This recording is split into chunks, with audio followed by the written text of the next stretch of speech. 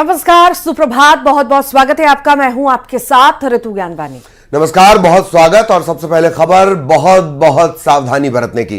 Delhi NCR में बढ़ते प्रदूषण पर सुप्रीम कोर्ट सख्त है। सुप्रीम कोर्ट ने दिल्ली एनसीआर में आने वाले राज्यों को ग्रेफ 4 प्रावधानों को सख्ती से लागू करने के निर्देश दिए हैं। इसके अलावा 12वीं तक के स्कूल बंद करने के लिए कहा है। सुप्रीम कोर्ट ने राज्यों को ग्रेफ 4 के तहत जरूरी निगरानी के लिए तत्काल टीमें बनाने का भी निर्देश दिया है। सुप्रीम कोर्ट ने केंद्र और राज्य सरकारों को निर्देश दिया कि वो सुनवाई की अगली तारीख से पहले जो भी जरूरी कदम उठाए गए हैं उनकी जानकारी दे। और अगली सुनवाई शुक्रवार को होगी। उधर दिल्ली एनसीआर में प्रदूषण लगातार बढ़ रहा है। कल भी कई जगहों पर जो AQI है 500 तक पहुंच गया। दिल्ली के औसत AQI की बात करें, यह है 481। एनसीआर का हाल भी कुछ ऐसा ही है। नोएडा में AQI 384, गाजियाबाद में 400, गुरुग्राम में 446 और फरीदाबाद में 336 दर्ज किया गया है। बढ़ते प्रदूषण और ग्रेफ 4 के लागू होने के चलते नोएडा, गाजियाबाद में ऑनलाइन क्लासेस लगेंगी। दोनों जिलों के डीएम ने इसके आदेश जारी कर दिए हैं। नोएडा में डीएम ने 23 नवंबर तक स्कूलों में ऑनलाइन क्लासेस के आदेश दिए हैं, तो वहीं गाजियाबाद के डीएम ने अगले आदेश तक ऑनलाइन क्लासेस चलाने का आदेश दिया है।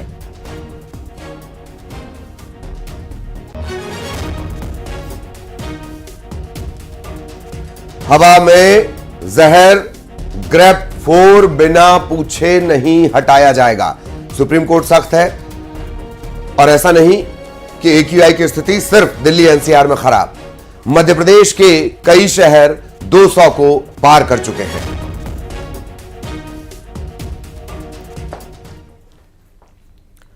और चलिए आगे बढ़ते हैं। जिक्र मुरैना का आप करते हैं। सगाई समारोह में हर्ष फायरिंग हुई है, उसका एक वीडियो भी सामने आया है। यहां एक लड़की ने जमकर हर्ष फायरिंग की। सोशल मीडिया पर अब इसका वीडियो भी वायरल हो रहा है। लकी मैरिज गार्डन का ये वीडियो बताया जा रहा है। तस्वीरें भी आपको दिखाएंगे कि किस तरह से हर्ष फायरिंग यहां पर हुई है। सगाई समारोह था और उसी दौरान ये हर्ष फायर करती लड़की नजर आई है। मुरैना का ये पूरा मामला है। सोशल मीडिया पर लगातार ये वीडियो वायरल हो रहा है। लड़की ने जमकर हर्ष फायरिंग की।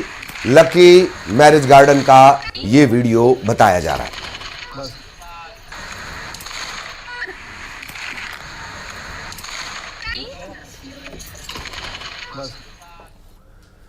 इधर अनूपपुर में थ्रेशर में भीषण आग लग गई और आग लगने से किसान की फसल जलकर खाक हो गई है। बता दें, दिन भर थ्रेशर चलने से इंजन गर्म हो गया था। रामनगर थाना इलाके के उरा गांव की यह पूरी घटना है, जहां अनूपपुर के रामनगर थाना इलाके में उरा गांव में थ्रेशर में आग लगी और पूरी फसल जलकर खाक हो गई। ये एक्सक्लूसिव तस्वीरें इस वक्त आप देख रहे हैं। फसल में पूरी तरह से आग लग गई, सब कुछ तबाह हो गया। थ्रेशर में दरअसल आग लगी थी, गर्म हो चुका था और उसके बाद देखते देखते इस आग ने विकराल रूप ले लिया। तस्वीरें आपके सामने हैं। देखिए, धुएं का गुबार, आग की लपटें, साफ तौर से इससे समझ आ रहा है कि कितनी भीषण आग लगी है। हालांकि जो फसल वहां पर थी वो पूरी तरह से जल चुकी है।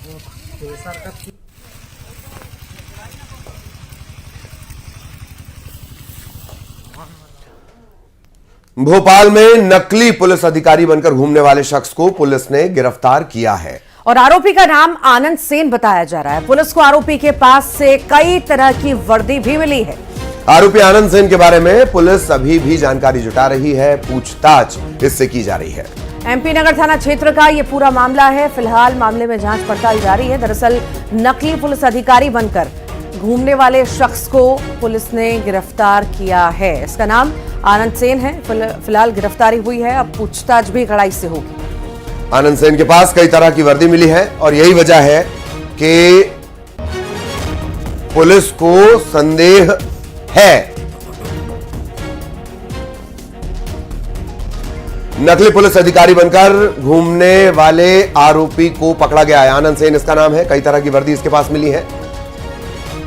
पुलिस लगातार इससे पूछताछ कर रही है। क्या किसी तरह का फ्रॉड हुआ है?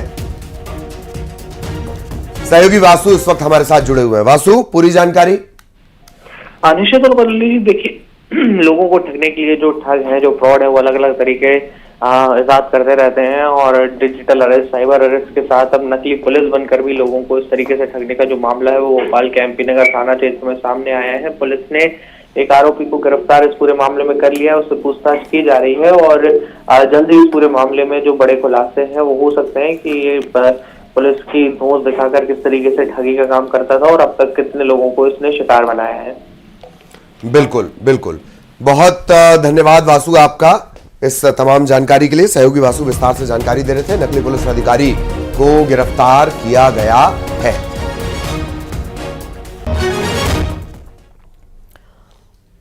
बुरहानपुर का जिक्र करते हैं। यहां पर जमीन विवाद को लेकर दो पक्ष आपस में भिड़ गए और मारपीट पर उतारू हो गए। मारपीट में दो लोग जख्मी भी हुए हैं। पुलिस इस मामले की पड़ताल में जुटी है। जो जख्मी हुए हैं उन्हें अस्पताल में भर्ती करवाया गया है। बिरोदा गांव में ये मारपीट हुई है। फिलहाल मामले की जांच पड़ताल जारी है। जमीन विवाद और विवाद को लेकर के बहसबाजी, उसके बाद आपस में दो पक्ष भिड़े हैं, एक दूसरे के ऊपर पत्थर बरसाए हैं, जमकर लात घूंसे बरसाए, मारपीट की। अब जो है इस पूरे मामले में बताया जा रहा है कि दो लोग घायल हैं, उनका इलाज जारी है। साथ ही साथ दोनों पक्षों से पुलिस पूछताछ भी कर रही है। एक चबूतरे को लेकर के विवाद होता हुआ था, तो जिसको लेकर के यहाँ पे नायब तहसीलदार और साथ में पुलिस फोर्स समझाने का प्रयास कर रहे थे। समझाने के दौरान ही दोनों पक्ष आपस में भिड़ गए। उसके बाद में कुछ घटनाक्रम आपस में लड़ाई झगड़े का तत्काल पुलिस फोर्स मौके पर पहुंच गया है। यहाँ पे स्थिति अभी नियंत्रण में है।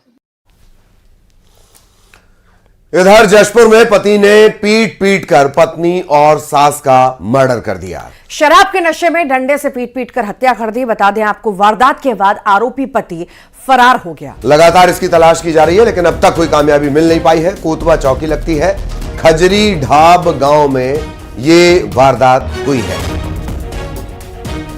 जशपुर का पूरा मामला, पीट पीट कर पत्नी और सास का मर्डर।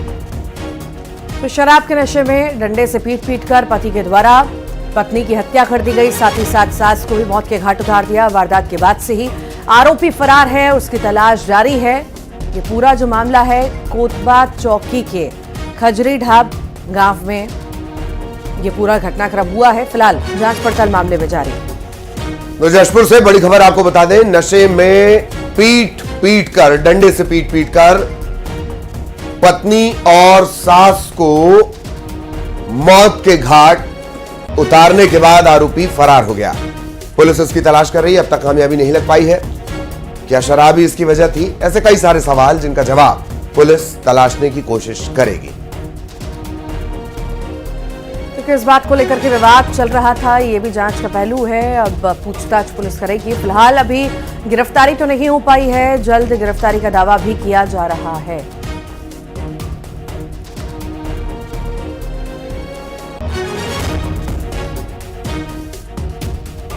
तो जशपुर से ये बड़ी खबर, पत्नी और सास का मर्डर।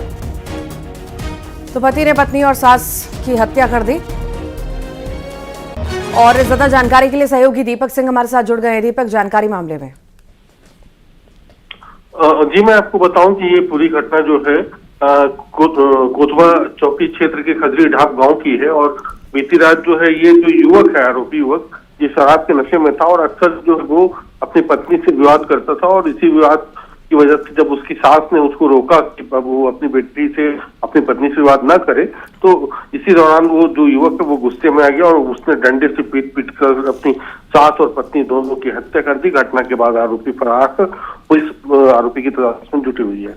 चलिए चलिए, बहुत धन्यवाद दीपक इस तमाम जानकारी के लिए। सहयोगी दीपक विस्तार से जानकारी दे रहे थे। आरोपी की तलाश की जा रही है।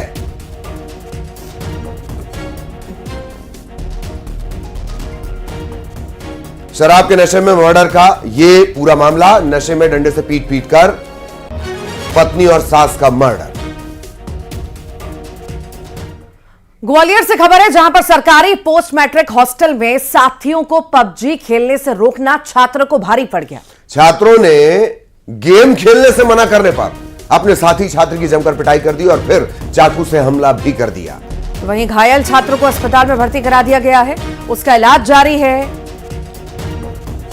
6 छात्रों के खिलाफ केस दर्ज किया गया है। नामजद ये मामला है और अब इन 6 छात्रों की तलाश की जा रही है। चाकू से हमला किया गया, छात्रों को बुरी तरह जख्मी कर दिया गया। गेम खेलने से मना करने पर यह सारा घटनाक्रम है। बॉयज हॉस्टल में रहता हूँ, श्री राम कॉलोनी में। सर मैं क्या शाम को 9 बजे के आसपास पढ़ रहा था, तो पास में जो मेरे कुछ लौंडे रहते हैं ना, वो पबजी और फ्री फायर वगैरह खेल रहे थे। तो जब मैंने उनसे बोला सर कि आवाज़ कम कर लो थोड़ा, मैं पढ़ रहा हूँ, तो अब बोल रहे थे नहीं मैं नहीं करूँगा, मैं ऐसे ही चलाऊँगा, तो जो करना है तो कर ले। फिर 1-2 बार और बोलने के बाद भी नहीं माने। झांसी रोड थाने पर फरियादी आकाश राजौरिया द्वारा रिपोर्ट दर्ज कराई गई है कि वो PMS अम्बेडकर हॉस्टल में रहता है। वहाँ पे कुछ युवक जो है मोबाइल पर गेम खेल रहे थे और शोर मचा रहे थे, तो उसने मना करा। इस बात पर नाराज़ होकर उन लोगों ने उसके साथ गाली गलौज करी, मारपीट की और जान से मारने की नीयत से चाकू भी मारा। उसके चाकू की चोट लगी और उसकी रिपोर्ट पर से जो है अपराध पंजीबद्ध किया गया। प्रकरण की विवेचना की जा रही है। आरोपियों को गिरफ्तार कर जल्दी से जल्दी माननीय न्यायालय के समक्ष पेश किया जाए। खबर छत्तीसगढ़ के अंबिकापुर से, जहां पुलिस ने बदमाश लल्ला यादव का जुलूस निकाला है। कई थानों में लल्ला यादव पर केस भी दर्ज था। मणिपुर थाने से पुलिस ने बदमाश का जुलूस निकाला है। बदमाश को SDM कोर्ट में पेश भी किया गया है। कई थानों में लल्ला यादव पर केस दर्ज थे और जुलूस निकालकर इसके रौब को कम करने की, दहशत को कम करने की कोशिश की गई। बदमाश लल्ला यादव का जुलूस।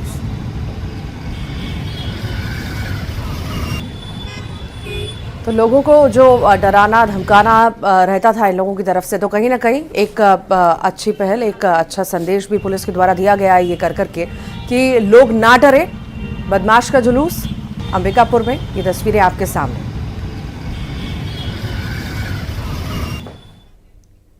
और अब जिक्र देवास का, जहां पर नशा तस्करी पर पुलिस ने शिकंजा कसा है। बता दें 48 घंटे में 26 जगहों पर पुलिस ने छापे मारे हैं।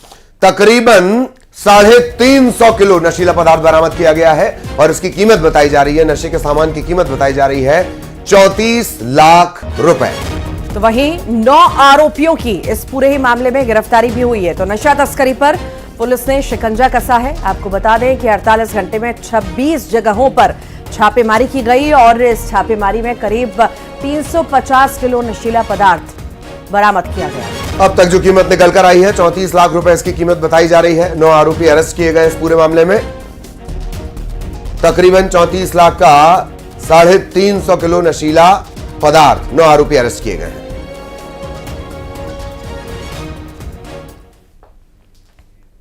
इधर दमोह के स्वदेशी मेले से मुस्लिम दुकानदारों को हटाने का मामला सामने आया है। मुस्लिम दुकानदारों ने आरोप लगाया कि उनकी दुकानों को हटाया जा रहा है। तो वहीं मेला समिति ने कहा है कि ये वेंडर से जुड़ा कोई मामला है और इससे उनका कोई लेना देना नहीं। दमोह कलेक्टर ने कहा मामला उनके संज्ञान में है, जानकारी वो ले रहे हैं। स्वदेशी मेले से मुस्लिम दुकानदारों को हटाने का मामला सामने आया है। तो वहीं मुस्लिम दुकानदार आरोप भी लगा रहे हैं, उनकी दुकानों को हटाया जा रहा है। तो वहीं मेला समिति ने कहा है कि वेंडर से जुड़ा कोई मामला है और इससे उनका कोई लेना देना नहीं है। आप जिस घटना का जिक्र कर रहे हैं दमोह के स्वदेशी मेले का, मुस्लिम दुकानदारों को हटाने की बात यहाँ पे हुई है, तो क्या स्वदेशी मेले में मुस्लिम दुकानदार व्यवसाय नहीं कर सकते? क्या मुस्लिम स्वदेशी चीज़ों का विक्रय नहीं कर सकते हैं? इससे पहले किसी व्यक्ति ने कहा था कि मुसलमानों को कुंभ मेले में नहीं आने दिया जाएगा। इससे पहले किसी ने कहा था कि मुसलमानों का बायकाट किया जाए। तो ये तमाम चीज़ें इसी श्रेणी की है और सिर्फ ये एक सांप्रदायिकता की वजह से इस तरह से मुसलमानों का बायकाट करने के प्रयास किए जा रहे हैं, जिसे कतई भी उचित नहीं ठहराया जा सकता है।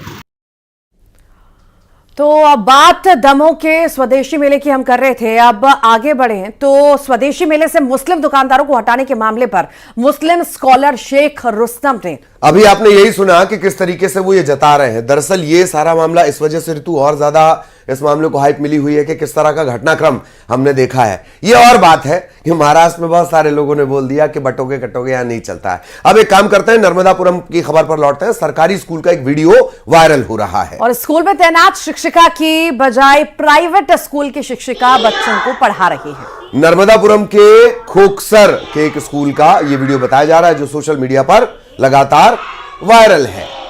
और वीडियो वायरल होने के बाद शिक्षा विभाग मामले की जांच पड़ताल भी कर रहा है। सहयोगी शैलेंद्र इस वक्त हमारे साथ जुड़े हुए हैं। शैलेंद्र, ठेके पर शिक्षा?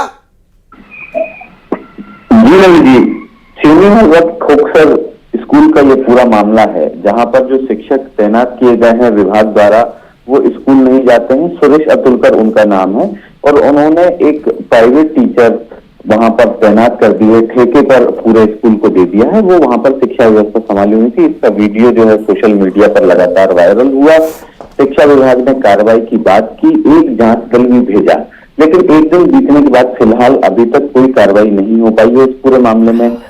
इस पूरे मामले को लेकर के जिले के शिक्षा विभाग की जो हालत है उसका अंदाजा लगाया जा सकता है। जो दूरस्थ अंचल के स्कूल हैं वो कैसे संचालित हो रहे होंगे, कैसे बच्चों का भविष्य बन रहा होगा उन स्कूलों में, और इस प्रकार से ठेके पर स्कूल चल रहे होंगे, इस वीडियो को देख करके सहज ही अंदाजा लगाया ये गजब बेहयाई है कि जांच टीम के बावजूद इस तरह की घटनाक्रम कंटिन्यू है। डीओ इस मामले में कुछ बोलना चाह रहे हैं? जी, जो संयुक्त संचालक हैं भावना दुबे, उनसे इस मामले में बात हुई तो उनका कहना है कि जांच दल जो है वो अपना प्रतिवेदन कल पहुंचा था जांच दल, उसने प्रतिवेदन दिया था। और एक सूत्रों से एक खबर ये भी प्राप्त हुई है कि निलंबन आदेश भी जारी हुआ था, लेकिन फिलहाल उसे होल्ड कर दिया गया है। अब आज जो है शिक्षक का निलंबन आदेश जारी करने की बात जो है विभाग के वरिष्ठ अधिकारी कर रहे हैं। रसूख से जुड़ा मामला भी हो सकता है। बहुत धन्यवाद शैलेंद्र आपका इस तमाम जानकारी के लिए।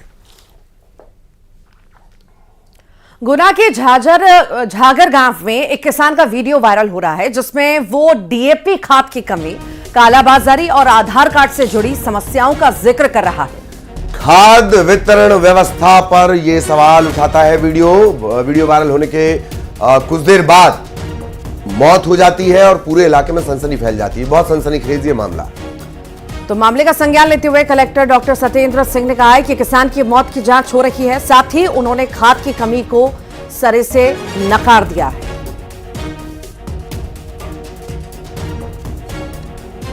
मैं गरीब छोटा सा किसान हूं। मेरी कानून सरकार से एक थोड़ी सी निवेदन है कि मेरे पास कम से कम जमीन है, मुझे एक भी दाना खाद का नहीं मिला अभी तक। अब 5-5 साल के बच्चों, 1-1 साल के बच्चों के भी आधार कार्ड बन रहे हैं। अगर आधार कार्ड पर खाद दिया जाएगा तो हमारी तो बस की नहीं है कि 2-2 बीघा वाले किसान उन कट्टों को खरीद लें। वहां पे 1300 रुपये, 1350 को मिल रहा है, वो है 1400 का सरकारी रेट। जहाँ तक आत्महत्या का बिंदु है, अगर उनके परिजन पुलिस को लिखित में देते हैं तो पुलिस उसकी विस्तृत जांच करेगी।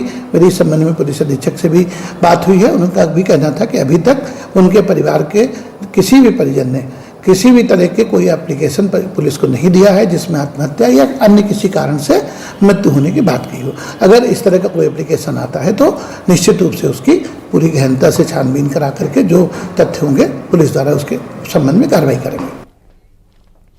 इधर ग्वालियर में सरकारी जमीन पर बनी दुकानों को प्रशासन ने चेतावनी दी है। तहसीलदार ने ओहतपुर पहुंचकर मुनादी करवाई। बता दें प्रशासन ने कल रात तक दुकानें खाली करने की चेतावनी दी थी और दुकानें खाली न करने पर आज एक्शन लिया जाएगा। हाईकोर्ट ने जमीन को सरकारी बताया है। ग्वालियर में सरकारी जमीन पर बनी दुकानों को अल्टीमेटम दे दिया गया है। तहसीलदार ओहतपुर पहुंचे, बाकायदा मुनादी करवाई, आज तक दुकान खाली कर देना है और खाली ना करने पर आज कार्रवाई भी होगी। बता दें हाईकोर्ट ने जमीन को सरकारी बताया है और इसे लेकर के पहले ही नोटिस जारी हो चुका है और अगर अब भी खाली नहीं किया गया होगा तो हटाया जाएगा, कार्रवाई यहां पर होगी।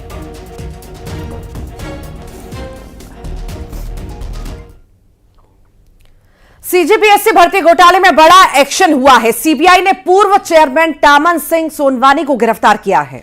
कुछ महीने पहले सोनवानी के घर पर छापा पड़ा था।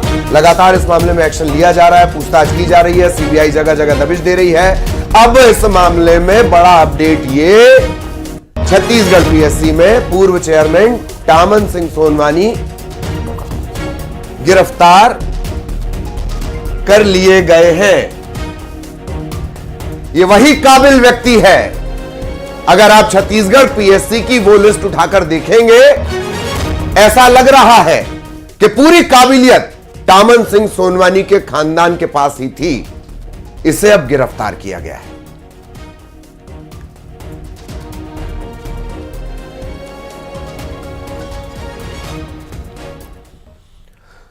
और इस घोटाले में एक्शन के बाद सीएम विष्णुदेव साय ने बाकायदा पोस्ट भी किया है। सीएम की युवाओं से मन लगाकर पढ़ने की अपील है। सीएम साय ने कहा कि छात्रों से खिलवाड़ करने वालों को सजा मिलेगी। छत्तीसगढ़ पीएससी घोटाले की जांच एक बड़ा मसला रही चुनाव के दौरान, और बीजेपी ने कहा था हम इसकी जांच करवाएंगे। सरकार आने के बाद लगातार एक्शन लिया जा रहा है। सीएम विष्णुदेव साय का यह पोस्ट, मन लगाकर पढ़ाई करें, छात्रों से खिलवाड़ करने वालों को सजा मिलेगी।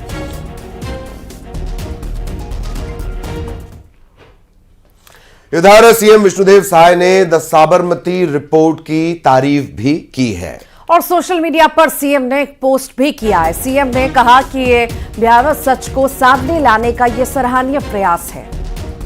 सीएम साय ने लिखा, इतिहास सबक देता है।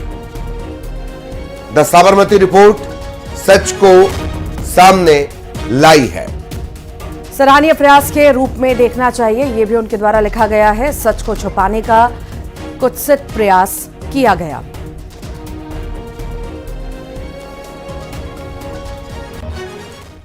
बलौदाबाजार का जिक्र करते हैं। यहां पर अतिक्रमण पर एक्शन हुआ है। अवैध निर्माण पर प्रशासन ने बुलडोजर चलाया है। पंचायत प्रतिनिधियों की शिकायत पर यह पूरी कार्रवाई की गई है। केसला गांव में प्रशासन ने जमीन से अवैध कब्जा हटा दिया। अवैध निर्माण पर बुलडोजर चलाए। बलौदाबाजार की एक्सक्लूसिव तस्वीरें इस वक्त आप देख रहे हैं। जमीन से बेजा कब्जा हटा दिया गया। पंचायत प्रतिनिधि लगातार इसे लेकर नाराजगी जता रहे थे, शिकायत कर रहे थे, और आखिरकार पीला पंजा चला, बेजा कब्जा हटा।